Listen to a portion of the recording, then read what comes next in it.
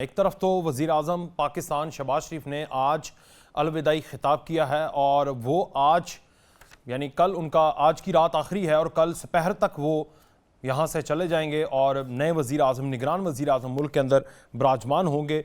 मेरा कल भी सवाल था, आज भी है और हमेशा रहेगा जब तक इलेक्शन नहीं होते कि वो निगरान वज़ीर आज़म आखिर कब तक हैं, कब तक इलेक्शन करवाएंगे और इलेक्शन का जो प्रोसेस है वो कितना कामयाब होगा, कितना न्यूट्रल होगा, कितना फेयर होगा।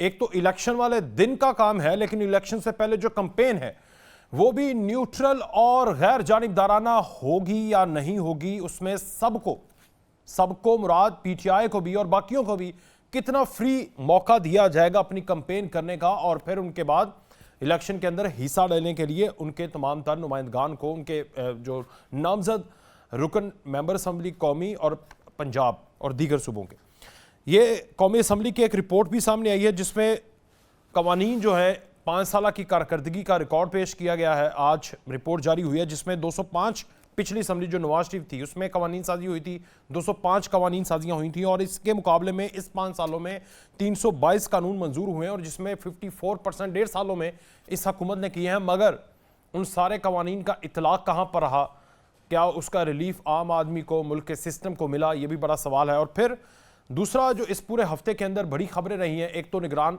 वज़ीर आज़म का आना, निगरान वज़ीर आज़म का उस वज़ीर आज़म का आ जाना जिसका वज़ीर आज़म को बादो नज़र में और मुबैना तौर पर उन्हें नहीं पता था।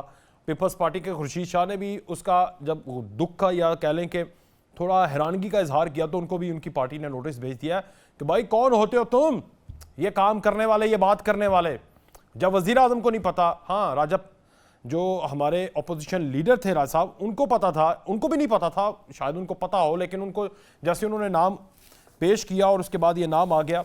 एक तो ये और दूसरा एक डायरी आई है और डायरी अभी तक चल रही है और वो डायरी आगे मज़ीद कितनी डायरियाँ आएंगी, मज़ीद कितना शिकंजा तंग होगा और चेयरमैन तहरीक इंसाफ कब तक जो है, क्योंकि इस हुकूमत से अब पूछना ख़त्म हो गया है, अब किससे पूछें हम कि वो कब तक रहेंगे, सिस्टम से पूछें, किससे पूछें। शहजाद सईद चीमा साहब हमारे साथ पीपल्स पार्टी से, सेनेटर कामरा मुर्तज़ा साहब JUFA से और राना एहसान अफजल साहब पाकिस्तान मुस्लिम लीग नून के रहनुमा हमारे।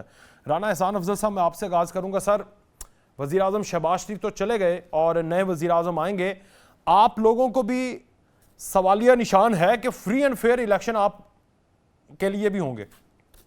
सादा सवाल है। बिस्मिल्लाहिर्रहमानिर्रहीम। जी बिल्कुल, इसी उम्मीद पे हैं कि फ्री एंड फेयर इलेक्शन होंगे और इलेक्शन कमीशन जो है वो आने वाले जो इंतखाबात हैं उसमें हर एक को एक फ्री एंड फेयर चांस मिलेगा ट्रांसपेरेंसी के तहत।